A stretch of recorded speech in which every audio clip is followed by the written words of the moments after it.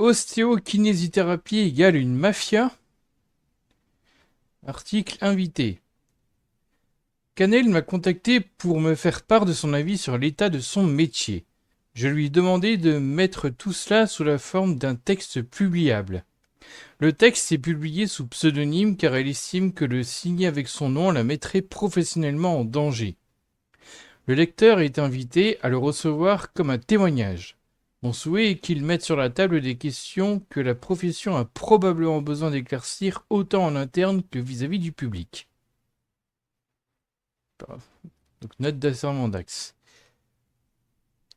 Si l'ostéopathie est inefficace, pourquoi cette discipline est-elle si plébiscitée en France? Étant kinésithérapeute depuis de nombreuses années et ayant pratiqué dans différents types de structures au cours de ma carrière, j'ai accès à des informations de l'intérieur. Pour prendre un angle différent, je vais donc partager avec vous les informations que j'ai sur l'organisation de cette mafia entre guillemets en France et comment elle prospère. Les hautes sphères de la kiné. Les ostéopathes ont infiltré toutes les hautes sphères de la kinésithérapie, donc on ne peut plus rien contre eux en tant que kinésithérapeutes. Les kiné-ostéopathes ont des postes clés dans les syndicats de kiné, l'ordre des kinésithérapeutes, les écoles de kinésithérapie, etc. Il est devenu bien trop dangereux de les critiquer publiquement. Les écoles de kiné. De plus en plus d'écoles de kinésithérapie ont créé des écoles d'ostéopathie qui leur sont rattachées et incitent leurs étudiants à approfondir entre guillemets leur pratique en continuant avec une formation d'ostéopathe avec des tarifs préférentiels une fois diplômés en tant que kinésithérapeute. C'est devenu un business très lucratif pour les écoles. Un intérêt pécunier certain pour les kiné-ostéos. Être kiné plus ostéopathe est beaucoup plus avantageux financièrement que d'être simplement kiné. Le prix de base d'une séance de kinésithérapie est de 16 euros environ et le kinésithérapeute est obligé de déclarer aux impôts tout l'argent qu'il touche car tout passe par la CPAM lors des télétransmissions. Il lui est impossible de tricher. Tous ses revenus sont taxés. A contrario, le prix moyen d'une séance d'ostéopathie est de 60 euros et il suffit à l'ostéopathe de dire au patient qu'il ne possède pas de lecteur de carte bancaire pour prendre l'argent en liquide. Il a alors la possibilité de ne pas déclarer cet argent aux impôts. C'est la raison pour laquelle beaucoup de kinésithérapeutes ont un grand intérêt à avoir cette double casquette de kiné-ostéo et ont tout intérêt à protéger leurs intérêts financiers. Certains ont peu d'esprit critique et croient réellement à l'ostéopathie, mais beaucoup le font sans y croire ou bien finissent par être convaincus par l'argent. Après avoir échangé avec beaucoup de collègues, je peux vous assurer que nous sommes nombreux à avoir hésité à faire la formation sans y croire, et beaucoup de ceux qui hésitaient entre plusieurs formations post-diplôme ont choisi l'ostéopathie pour cette raison. Lobbying sous différentes formes. Cette inégalité de revenus entre les kinés et les kinéostéos a poussé les kinéostéos à faire du lobbying et à se protéger des attaques de kinés anti-ostéopathie. Ils peuvent se payer des avocats, ils ont des appuis dans les syndicats, dans l'ordre des kinés. S'opposer à eux est bien trop dangereux et personne n'oserait le faire de façon franche comme l'ont fait les médecins contre les médecins homéopathes. Le pouvoir de nuisance du Conseil de l'ordre est bien trop puissant.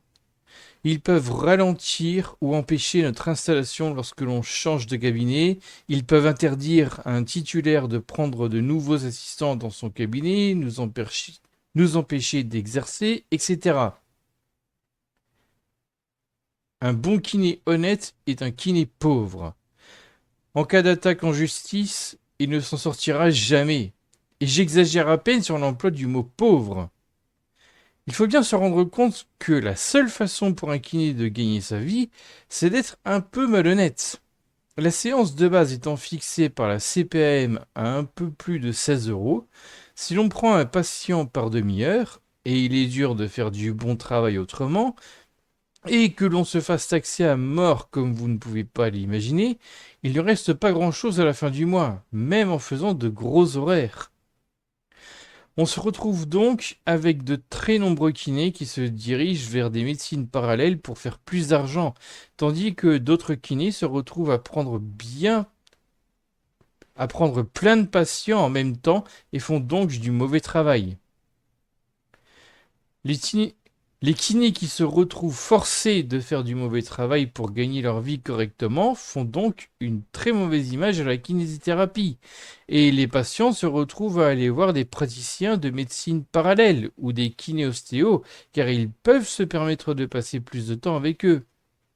Au final, le bon plan pour un kinéostéo est de faire de la kinésithérapie pour que le patient aille mieux, faire un peu craquer le patient pour le folklore et l'effet placebo en justifiant son tarif comme cela. La seule vraie solution pour remettre de l'ordre là-dedans serait soit d'augmenter le tarif de base d'une séance de kinésithérapie, ou bien de tolérer les dépassements d'honoraires dans toute la France comme ils le font déjà à Paris. On ne pourra pas s'en sortir sans cela. L'influence et la publicité. Les influenceurs. Les kinéostéopathes ont tout intérêt à devenir influenceurs car cela leur permet d'augmenter grandement leurs tarifs par la suite. Cela permet aussi un matrixage global de la population qui les voit partout sur les réseaux et finit par penser que l'ostéopathie est une profession sérieuse avec une assise scientifique. Il faut noter que même les influenceurs simples kinésithérapeutes ou coachs sportifs se revendiquant EBP, Evidence Based Practice, sont obligés de jouer le jeu des collaborations pour gagner des abonnés et il leur est très difficile de refuser une collaboration avec des ostéopathes ou éthiopathes ayant autant plus d'abonnés qu'eux. L'influence est un business et il faut parfois accepter de faire des choses avec lesquelles on n'est pas en accord pour pouvoir en vivre correctement et le faire évoluer. On voit donc beaucoup de médecins, kinésithérapeutes et autres produire des vidéos Instagram, TikTok en collaboration avec des praticiens de médecine parallèle. Cela ne les empêche pas toujours d'être pertinents dans leur contenu, mais ils mettent en avant des professions qui, elles, ne le sont pas vraiment. Certains influenceurs kinés font un travail exceptionnel et je ne remets pas cela en question. Mais ce n'est pas l'objet de mon témoignage aujourd'hui. On voit même apparaître sur les réseaux des influenceurs se revendiquant ostéopathe EBP, ce qui est un comble lorsqu'on sait sur quoi repose l'ostéopathie. Tout cela s'entremêle avec aussi le business des influenceurs kinés vendeurs de formation, mais j'y reviendrai plus bas. L'image et l'influence se gagnent aussi dans les écoles. Certains kinéostéopathes mettent en avant le fait qu'ils sont professeurs dans des écoles de kinésithérapie. Même si les quelques heures qu'ils font en tant que profs ne leur apportent pas grand-chose, pouvoir dire qu'ils enseignent leur permet de jouir d'une réputation et d'augmenter le tarif des séances de façon conséquente. Idem pour les kinésithérapeutes dans les équipes de sport pro.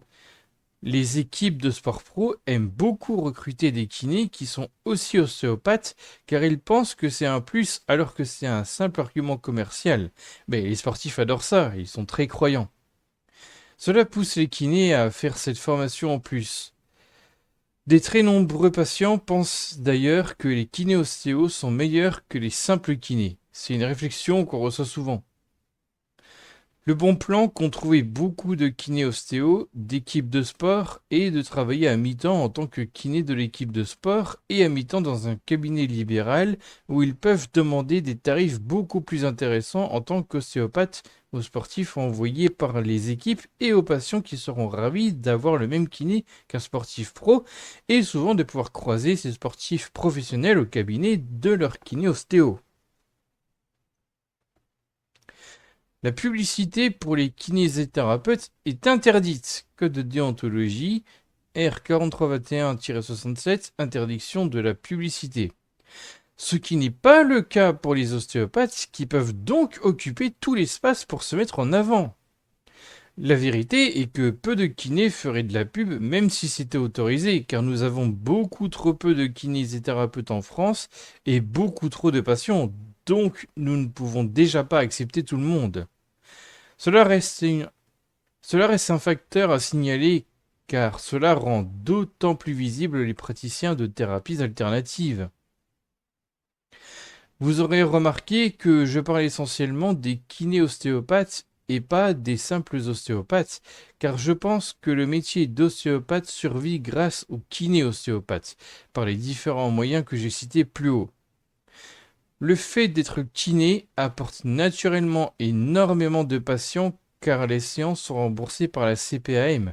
Donc, même sans être influenceur, il est facile de se faire connaître et de convertir une partie de ses patients vers l'ostéopathie pour gagner plus. Les simples ostéopathes ont plus de difficultés à se constituer une clientèle s'ils ne sont pas influenceurs. Mais les choses semblent tout de même évoluer favorablement pour eux grâce entre guillemets à Doctolib. Il est intéressant de noter au passage que Doctolib a retiré de son site énormément de praticiens de médecines alternatives, mais pas les ostéopathes. J'ai d'ailleurs remarqué que beaucoup de médecins croyaient également à l'ostéopathie. La mise en avant permanente des ostéopathes et l'impossibilité pour les kinés se rendant compte de la supercherie de dire publiquement ce qu'ils en pensent réellement fait que tout le monde est un peu perdu et pas seulement le grand public. J'ai tout de même l'impression que les patients ayant certaines connaissances en sciences se rendent mieux compte de la supercherie. Je me souviens d'un patient docteur en biologie que j'avais laissé se changer dans une salle à côté de la salle où travaillait un collègue ostéopathe, et il m'avait demandé à mon retour si nous avions un chaman dans le cabinet. On l'entendait à travers le mur. Il était étonné quand je lui ai dit que non, c'était simplement l'ostéopathe. Je précise aussi qu'il y a une grande différence entre le discours public ou tenu sur les réseaux et le discours réellement tenu aux patients durant la séance. J'ai pu le constater au contact des ostéopathes avec qui j'ai pu travailler. Fonctionnement des écoles. La façon de juger de l'efficacité d'une thérapie n'est vraiment expliquée aux étudiants kinésithérapeutes que lors des 2 dernières années du cursus. Et je pense que tous n'ont pas le temps de réellement comprendre et peuvent rester très influençables aux thérapies alternatives. J'ajoute que très peu font preuve d'esprit critique de façon globale. Les étudiants en médecine et en kiné sont surtout des personnes avec de grandes capacités de mémorisation, mais pas forcément de grandes capacités de réflexion. Une bonne mémoire est souvent suffisante pour obtenir son diplôme. J'ai été surpris à de nombreuses reprises par des confrères et j'ai de nombreuses anecdotes à ce sujet. Comme je l'ai expliqué plus haut, les profs d'école de kiné s'évertuent à normaliser le raisonnement illogique de l'ostéopathie dans la tête des étudiants en kiné. Beaucoup d'étudiants en kiné sortent de l'école de kiné avec un syndrome de l'imposteur assez prononcé et croient réellement au discours des kinés ostéos. Les kinés tout juste diplômés ressentent d'ailleurs la plupart du temps le besoin de faire tout un tas de formations supplémentaires pour se rassurer dans leur pratique. Je pense pour ma part qu'en sortant d'école, on a surtout besoin d'expérience et d'échanges avec les collègues. Les bonnes formations sont un plus et il est important de mettre à jour ses connaissances. Mais quand on voit les kinés influenceurs starifiés insister en permanence sur l'importance des formations complémentaires en se servant de chaque fait d'actualité pour redire que la formation initiale de kinésithérapeute n'est pas bonne, j'y vois une manière de renforcer ce syndrome de l'imposteur des nouveaux diplômés dans le but de leur vendre plus de formations. Et les prix sont souvent très élevés. Ce sont principalement les jeunes diplômés qui achètent toutes les formations post-diplôme. Je me souviens qu'un très bon professeur que j'avais eu se moquait ouvertement des ostéopathes en cours. Quelques années plus tard, il devenait directeur de l'école d'ostéopathie de l'école d'ostéo rattachée à son école de kiné avant de devenir directeur de l'école de kiné elle-même. Comme il disait, c'est de la politique. Je me rappelle d'une phrase marrante qu'il avait prononcée en nous montrant une technique d'ostéopathie, et là vous fermez les yeux, ça vous donnera un air plus intelligent. Quand les étudiants qui suivent ce genre de formation pendant des années se rendent finalement compte que ce n'est que du placebo, c'est bien compliqué pour eux de trouver le courage d'arrêter et d'entamer une autre formation. Surtout pour un ostéopathe qui n'est pas kiné, ce sont des années de sa vie qu'il ne pourra pas rattraper, et un investissement perdu. Il existe une différence fondamentale dans la manière de s'adresser aux patients. En école de kiné, on apprend à expliquer les choses avec un vocabulaire aussi simplifié que possible pour qu'ils puissent comprendre. On évite les termes trop scientifiques. Mes collègues kiné-ostéopathes avaient tendance à faire totalement l'opposé et à noyer leurs patients sous des termes incompréhensibles pour un non-averti, alors qu'il est souvent aisé d'expliquer la même chose avec un langage classique. J'ai demandé plusieurs fois à accompagner des collègues kiné-ostéo pendant leurs séances pour voir ce qu'ils faisaient, et je ne me suis jamais permise de critiquer leur raisonnement, car je ne voulais pas être irrespectueuse après qu'ils avaient gentiment accepté de passer une journée ou une demi-journée de travail avec moi. Par ailleurs, je sentais bien qu'ils étaient plutôt susceptibles, donc il valait mieux éviter de mettre une mauvaise ambiance dans le cabinet. Ce que j'ai remarqué tout de suite. Ils posent énormément de questions en début de séance, des questions en grande partie totalement inutiles, mais d'une apparence très technique, ce qui donne l'impression aux patients d'être bien pris en charge. La partie interrogatoire est assez longue. En fin de séance, systématiquement, ils demandent aux patients de ne pas faire de sport pendant un jour ou deux. Et surtout, la phrase magique prononcée avec assurance: alors ce soir, vous allez vous sentir fatigué, tout raplapla, c'est normal, hein, votre corps a besoin de relâcher, blablabla. Histoire de jouer sur la suggestion, renforcer l'effet placebo et faire d'autant plus croire à l'efficacité de leur technique. Il est facile de suggérer à un adulte qui sera fatigué le soir suite à ces mystérieuses techniques, et ça marche très bien. Ça ressemble assez à une technique d'hypnose au final. Mais pour un enfant, c'est différent, donc la phrase est un peu adaptée. Alors, soit il va être tout fatigué, soit il va péter la forme et être tout excité. Ensuite, le patient n'a plus qu'à interpréter le comportement de son enfant dans un sens ou dans l'autre. Ça fonctionne tous les coups. Les dangers des techniques d'ostéopathie. Concernant les dangers de l'ostéopathie, je reçois chaque année 2 ou 3 patients qui viennent me voir car un ostéopathe leur a fait sortir une hernie discale. Étant donné qu'il est difficile d'avoir des chiffres exacts, il est intéressant de noter que les assurances professionnelles obligatoires, RCP, font payer plus cher les kinéostéopathes que les simples kinésithérapeutes. On peut donc en déduire logiquement que les ostéopathes provoquent une quantité d'accidents bien plus importante. Leurs assurances doivent posséder ces chiffres. Pour conclure, on entend souvent l'argument du nombre d'années d'études qui revient aussi régulièrement chez les ostéopathes et chiropracteurs. Or, c'est très bien d'étudier quelque chose pendant longtemps, mais vous pourrez étudier la sorcellerie aussi longtemps que vous voudrez, vous n'en développerez pas pour autant des pouvoirs magiques. Il faut que ce que vous étudiez soit solide. On notera que pour entrer en école de kiné, le concours est très sélectif, alors qu'il suffit de payer l'école pour entrer en école d'ostéopathe, chiropracteur ou éthiopathe. Les étudiants en ostéopathie ont d'ailleurs souvent échoué pour entrer en école de kinésithérapie ou ne se sentaient pas capables d'y arriver. Les gens pensent souvent qu'il y a une guerre entre les kinés et les ostéopathes lorsqu'on essaye de leur expliquer pourquoi l'ostéopathie ne fonctionne pas. Mais retenez que les kinésithérapeutes ont déjà largement trop de patients et nous passons notre journée à nous faire engueuler par des personnes qui veulent des rendez-vous alors que nous n'avons plus de place. En jouant les naïves, je dirais qu'à partir du moment où ces 4 métiers, kiné, ostéopathe, éthiopathe et chiropracteur, prétendent soigner avec les mains et le mouvement, il n'y a aucune raison pour que ces 3-là ne soient pas un seul et même métier. La seule différence réelle est que le métier de kinésithérapeute s'appuie sur la preuve scientifique. Les autres métiers cités utilisent un langage scientifique, mais sont purement empiriques et ne se base que sur des croyances issues de raisonnements souvent tirés par les cheveux. À une époque, c'était sans doute justifiable, mais plus en 2024. Je ne vois pas en quoi les métiers d'ostéopathe ou de chiro seraient jugés différemment des homéopathes à notre époque. S'ils n'ont pas été capables d'apporter la preuve de leur efficacité depuis le temps qu'ils existent, on a toutes les raisons de penser qu'ils n'ont simplement pas d'efficacité autre que l'effet placebo/contextuel.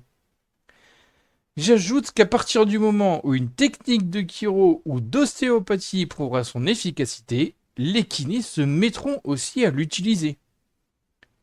Par Canel.